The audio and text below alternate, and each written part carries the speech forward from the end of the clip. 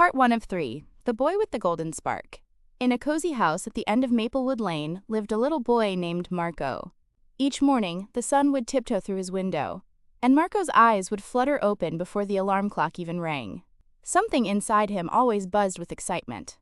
He loved mornings because each day felt like a brand new adventure. Marco's most prized possession was a well-worn soccer ball, its black and white panels scuffed from years of rolling across backyard grass, pavement, and dusty fields. He called it Comet because when Marco kicked it fast enough, it seemed to streak through the air like a meteor on a mission.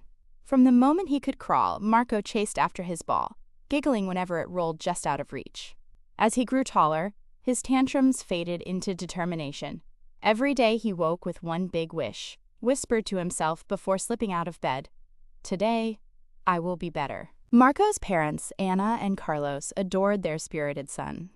Each night after dinner, they'd step outside with him so he could practice in the glow of the lamppost. Anna held a flashlight as Carlos tossed passes. The beam traced Marco's bright eyes as he dribbled the ball, weaving between imaginary defenders. When he missed a pass, his mother cheered, "Try again, Mijo.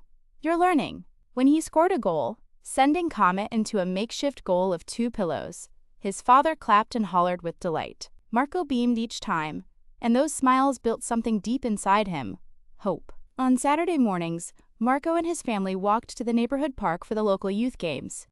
He loved everything about the soccer matches, the colorful jerseys, the thrum of anticipation in the crowd, and most of all, the feeling of the grass beneath his feet. He would perch at the edge of the field, legs swinging, eyes wide. He studied how the older kids passed, feinted, and celebrated. When a player scored, the crowd roared, and Marco clapped until his hands tingled. Although he was small for his age and sometimes stumbled over his own feet, he never stopped dreaming that one day he might join those players on the field. One misty Saturday morning, as caramel sunrise crept through the trees, Marco noticed a new coach on the sidelines. Coach Rivera was famous for guiding tiny leagues to big championships. He strode up and down the field with a clipboard, calling out encouragement in a firm but gentle voice. Marco nudged his mother's arm. "Mama, I wish I could learn from him." Anna smiled and brushed his hair back from his forehead. "Maybe you will, mi amor. You never know what surprises a day might bring." That afternoon, Marco stood by the sideline watching his older sister, Lucia, play in the under-9 match. He decided to practice flicking Comet against a nearby tree. He ran up, kicked, and thwack! The ball bounded off the bark and flew toward a small cluster of shrubs. Marco chased it, but before he could retrieve it, a shadow blocked him. He looked up into the kind eyes of Coach Rivera. "Hello there," the coach said with a warm smile. "Is this your ball?" He picked up Comet, polished off a smudge of dirt, and handed it back. Marco's heart thumped so loudly he could barely reply. Yes, sir. I've been practicing."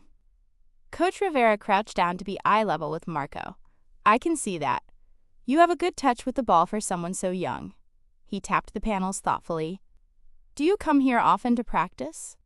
Marco nodded. "Every day after school. I want to be like the players in the big leagues. I want to score goals and make people cheer."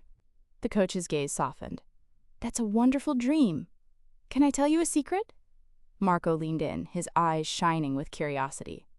Becoming great at soccer isn't just about kicking the ball. It's about heart, courage, and kindness, on and off the field. Are you willing to work for it? Marco's chest swelled. "Yes, sir, I promise." Coach Rivera rose to his full height and offered his hand. "Then I'd like to invite you to join my training group on Wednesdays and Saturdays. We'll help you learn dribbling, passing, and teamwork." His voice was firm but encouraging, like a coach unveiling a hidden treasure. Marco felt a thrill run through him. "Really? I'd love that!" That night, at dinner, Marco could barely contain his excitement. He told Anna and Carlos every detail, the coach's name, the secret about heart and courage, and the promise to train. His parents exchanged delighted looks, then raised their glasses to toast. "To Marco and his dreams," said Anna. "May you always keep that golden spark burning bright." Marco grinned so wide, his cheeks hurt. On Wednesday afternoon, Marco set off for the community field with Comet tucked under his arm. The air smelled of grass and promise. When he arrived, Coach Rivera was already there, surrounded by a small group of boys and girls in colorful shirts. Some were older, some younger, but all wore hopeful expressions. "Hello, everyone," Coach Rivera called, clapping his hands. "Today, we start with the basics, dribbling. Remember, the ball is an extension of your foot. Keep your head up." He demonstrated, guiding the ball back and forth with gentle taps. It looked almost like dancing. Marco watched closely, then took his turn. He tapped the ball, right foot, right foot, trying to mirror the coach's grace. At first, Comet rolled away too fast. With each misstep, Marco slowed down and focused on control instead of speed. When he finally guided the ball around the first cone and waved to the coach, a thrill rippled through him. "Good job, Marco," the coach called. "Remember, control first. Speed will come." As the sun sank low, painting the sky in rosy hues, the session ended with a scrimmage. Marco felt both nerves and excitement flutter in his stomach. He lined up with the others, listened to the coach's quick instructions, and then the whistle blew. The ball came racing toward him. His heart pounded louder than the whistle. He moved as Coach Rivera had taught him. Small, confident steps, eyes on the ball and on his teammates. He dribbled past one defender, then another, and passed to a friend who scored. The roar of pretend crowd in his mind was so loud he thought his eardrums might burst into giggles. Afterward, as the group gathered under the starlit sky, Coach Rivera put his hands on Marco's shoulders. "You did very well for your first day. Keep practicing, stay kind to your teammates, and never stop believing in yourself." Marco's grin lit his entire face. As he walked home, his legs felt like they were floating over the grass, and Comet bounced merrily beside him. He imagined all the great players he'd seen on TV, how they waved to fans, how they lifted trophies, and he wanted that one day for himself. But more than anything, he wanted to keep feeling this spark of joy every time he touched the ball. That night, tucked under his superhero print blanket, Marco closed his eyes and dreamed of soccer fields stretching as far as the eye could see. He dreamed that Comet had a pair of wings, carrying him across seas and mountains to stadiums filled with cheering fans. He dreamed of perfect passes, of winning goals, and of his family and Coach Rivera cheering at the sidelines. Just before he slipped into deep sleep, he whispered, "Tomorrow I'll be even better." And in the soft glow of the moonlight, the soccer ball by his bedside seemed to nod in agreement. End of part 1. In part 2, Marco will face challenges, tough opponents, rainy practices, and moments of doubt. But he'll discover that true greatness comes not only from skill, but from perseverance, friendship, and believing in himself. For now, rest easy, dream big, and let your own heart carry you toward the next adventure. Part 2. The little champion finds his team. When Leo woke the next morning, his first thought was of the soccer ball waiting for him at the foot of his bed. Sunlight peeked through the curtains, painting golden stripes across the wooden floor. He slid out of blankets, laced up his sneakers, and hurried outside before breakfast. The dew on the grass tickled his toes as he dribbled slowly down the driveway, feeling the ball whisper against his foot with each gentle tap. He remembered how Mama had surprised him the day before with that old leather ball, worn around the seams, but just the right weight for a little boy's dreams. And Papa's promise, "Tonight, I'll teach you your very first trick." But today, Leo felt a new longing, to share what he loved with other children. Over breakfast, between spoonfuls of oatmeal, Leo turned to his mother. "Mom, there's a sign-up for the Youth Soccer League at the community center. Can I try?" Mama smiled, brushing a stray curl from his forehead. "I thought you'd say that. I'll help you register after school." School that day felt like a countdown to freedom. When the last bell rang, Leo bolted to their green Honda. He'd hardly let his mother flick the seatbelt in place before he was out of the car, racing up the steps of the community center. A paper taped to the wall read, "Spring Youth Soccer Registration. All ages welcome." "Hello, champ," said Coach Ramirez, who Leo recognized from weekend mini-clinics. Tall and kind-eyed, she knelt beside Leo and handed him a bright clipboard. "Ready to join the Blue Comets?" Leo nodded so hard his curls bounced. He carefully filled in his name, Leohayworth. Next, he circled his age, 7, and then pressed a shaky X at the bottom, where his parents signed permission. Coach Ramirez clasped his shoulder. "Welcome aboard. We have our first practice this Saturday morning." The rest of the week dragged on. Less math, more clock watching. Finally, Saturday arrived, and Leo found himself standing on a stretch of lush grass, heart thumping so loud he felt it in his toes. Around him, 20 children in matching blue t-shirts chattered and joked. They formed little clusters, some juggling balls, others talking about their best moves. Leo's breath caught. He touched the soccer ball at his feet and remembered Papa's words, "Every great player starts small." Gathering courage, he dribbled to an empty patch of grass and practiced the inside-outside foot roll until his legs trembled. "All right, Comets," Coach Rivera called. "Let's get going." "Leo, you're with Team A for today's practice scrimmage." Leo joined 8 other children who looked up at him. A tall boy with thick glasses, 2 girls in neat pigtails, a kid with bright green socks, and a pair of twins who talked so fast he could hardly follow them. At first they ignored him. Absorbed in their own exchanges, Coach Ramirez blew her whistle. "Team A, let's pass in threes. Team B, you work on shooting drills." Leo stood in a triangle with the boy in glasses, who introduced himself as Max, and a girl named Sophia. He played the passes as best he could, though his feet felt clumsy beside theirs. Max took the ball and tapped it to Sophia, then flicked it over Leo's head in a fancy move. Leo lunged, stumbled, then barely got his toe on the ball to send it back. He flushed with embarrassment. "Nice try," Sophia said kindly and gave him an encouraging smile. Max grinned too. "You're quick, Leo. You almost got my trick." A spark of confidence flickered inside Leo's chest. Maybe he belonged here. Soon the whistle called them to a scrimmage. Blue Comets versus the neighboring Green Raptors. Coach split them evenly. Leo found himself at midfield, panting as the ball rocketed past. He chased it, remembered Papa's tip to keep your head up, and suddenly saw a clear path to the goal. When a teammate passed to him, Leo didn't hesitate. He drew his foot back, swung it forward, and felt the sweet thwack of contact. The ball soared, brushing past a defender's shin, and zipped into the corner of the net. For a heartbeat, no one spoke. Then the Comets erupted in cheers.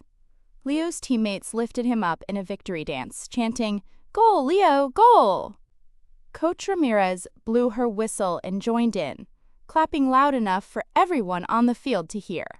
That night, after the scramble of dinner dishes, Leo limped into the living room with his shin throbbing in a good way, like a badge of honor.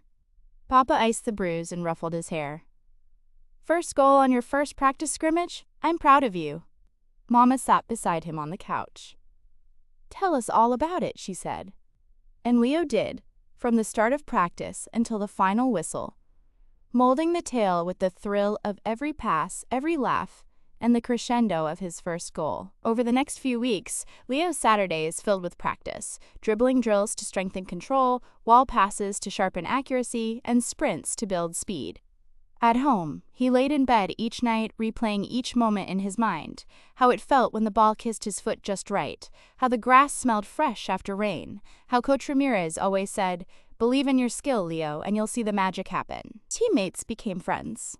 Sophia taught him a clever move called the push turn.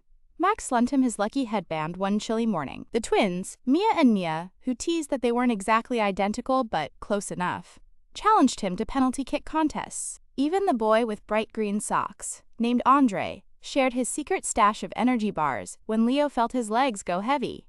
One Friday afternoon, as the team gathered for a scrimmage against the Red Lions, Coach Ramirez announced, "This is more than practice. Today we face a real team. Let's show them what Comets are made of." Leo's stomach twisted as they walked onto the dusty field. The Red Lions were known for their fierce defense and booming kicks. No one on the Comets had ever beaten them. Leo's palms felt slick inside his gloves. The other kids, sensing his nervousness, rallied around him. "We've got this," Sophia said, huddling close. Max squeezed Leo's shoulder. "Trust yourself." The game began with a roar. The Lions attacked right away, their captain, a tall girl with a stern face, sending a perfect long ball down the sideline. One of the Comets missed the interception, and suddenly the Lions striker was one-on-one with the Comet goalie. Leo's heart stopped. He remembered Coach's technique. Narrow your stance, don't dive too early, watch the ball, not the player. But before he could register the thought, the Lions had already taken the shot and missed. The ball slammed against the post and bounded free. Leo pounced, grabbing the rebound and heaving the ball back toward midfield. Relief and thrill pulsed together. He'd made his very first save. That moment became the turning point. The Comets rallied. Passing crisp and swift, they advanced up the field. Leo sprinted alongside them, his shin still tender, but his spirits soaring. Midway through the half, he intercepted a stray pass and dribbled the length of the field, just like Papa's old stories of legends. At the edge of the box, he laid the ball off to Max, who slid it to Sophia. She spun and chipped it over the goalie into the net. The Comets whooped so loudly the birds scattered. Though they ultimately fell 2-1 in the final minutes, they walked off the field with their heads held high. A narrow loss to a tough team felt almost like a victory. Coach Ramirez gathered them in a huddle. "You all showed heart, teamwork, and grit. Leo, brilliant save. Sophia, amazing finish. This is only the beginning. Remember, comets shine brightest when they ride through darkness." Leo felt something warm bloom in his chest, pride, joy, and a sense of belonging. That night at dinner, he told his parents about the save, about the consolation high fives, about how it felt to stand firm when everyone thought the Lions would score. Papa nodded. "Great athletes do more than score goals. They defend, they create chances, they inspire. You're learning the full game, Leo." Mama pressed a kiss to his cheek. "I can't wait to see what you do next Saturday."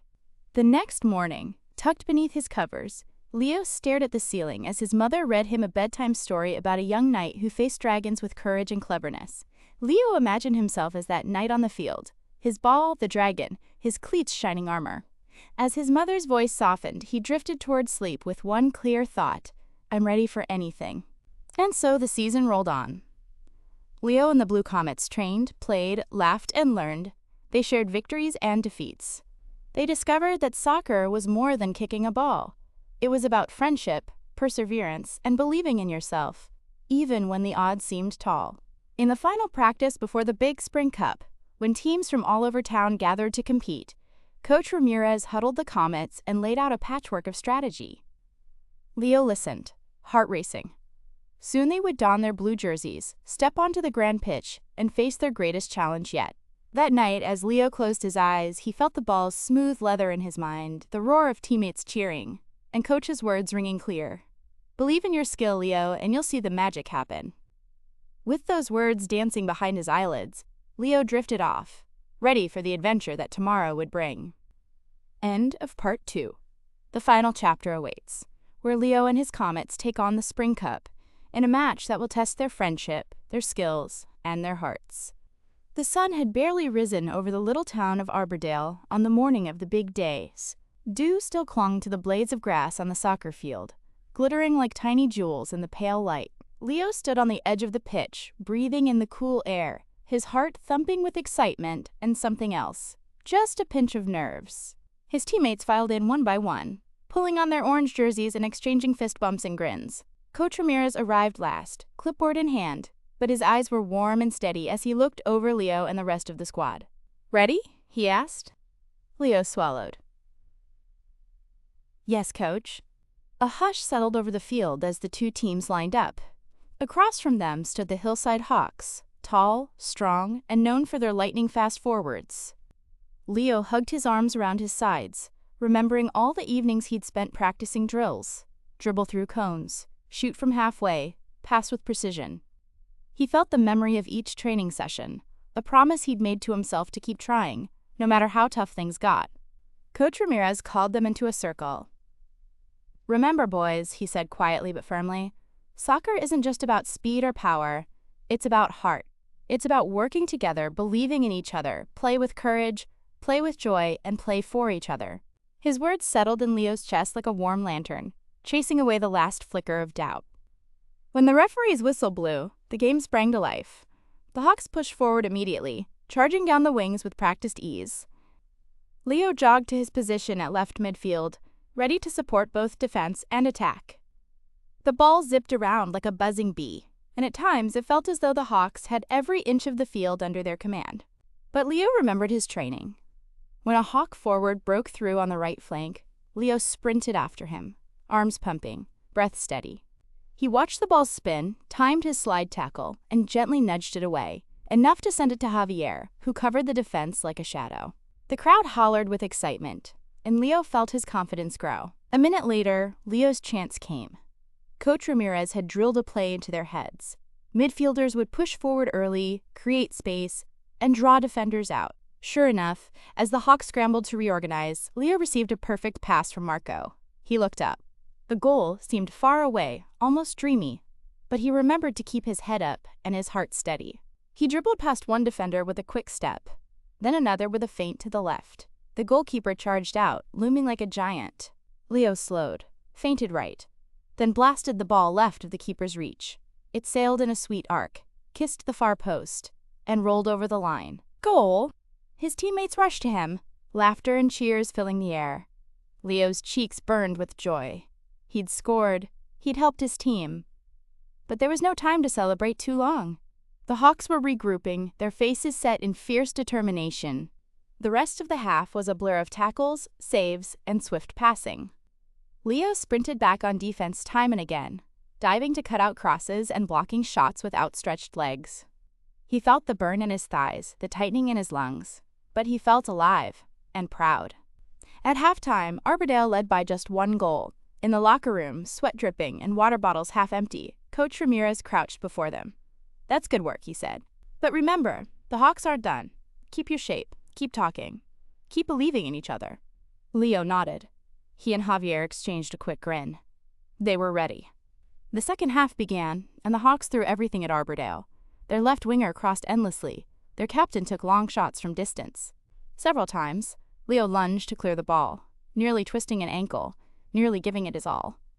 But halfway through, disaster struck. A moment's hesitation. The ball slipped through Javier's legs. Before anyone could close down, the Hawks attacker was in the box, slotting the ball under the keeper's arm. The score was tied, 1-1. A hush fell. The stands went quiet.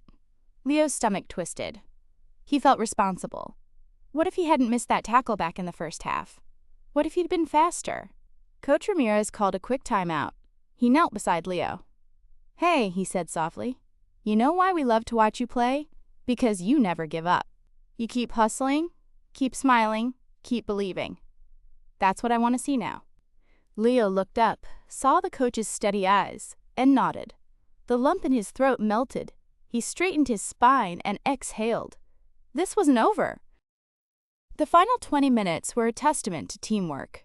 Arbordale passed with patience, switching the point of attack from right to left. Each player offered options, called for the ball, and moved without it. Just like Coach had taught them, Leo found himself up by the opponent's box again.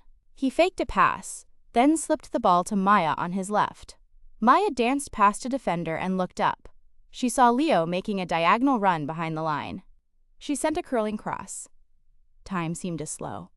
The ball hovered in the evening sky. Leo leapt, turning his head to meet it. His forehead made contact, and he nodded it downward, guiding it toward the corner of the net. Goal! The final whistle blew moments later. Arbordale had won 2-1. The field erupted. Teammates piled on Leo in a joyous blur of arms and shouts. Parents and friends cheered from the sidelines. Coach Ramirez smiled. Proud, a little misty, but filled more than anything with satisfaction. Later, under the bright stadium lights, they held the trophy aloft. It gleamed in Leo's mittened hands, heavy but wonderful. He looked at his teammates huddled around him, eyes shining. He thought of every early morning practice in the backyard, every time he fell and got back up, every word of encouragement from his family and coach. It all led to this moment. When the celebrations calmed, Coach Ramirez gathered them again. "Well done," he said. "Not just for winning, but for how you played. Together, bravely, with respect for each other and the game. That's what makes you great." Leo's smile reached his toes. He gave a small, happy nod. He knew this night would stay with him forever. Asterisk, asterisk, asterisk. That evening, after a quick dinner of spaghetti and meatballs, with extra cheese as the team's tradition went, Leo climbed into bed clutching the little golden trophy beside him. Outside his window, the moon shone like a silver soccer ball in the sky. He closed his eyes and drifted into dreams filled with fields of green, roaring crowds and the soft thud of a ball against his foot. And in those dreams, Leo played with all the courage, skill, and kindness he had found along the way, ready for whatever adventure lay ahead, on or off the pitch. Good night, Leo, and good night, dreamers everywhere. With hard work, friendship, and a brave heart, anything is possible.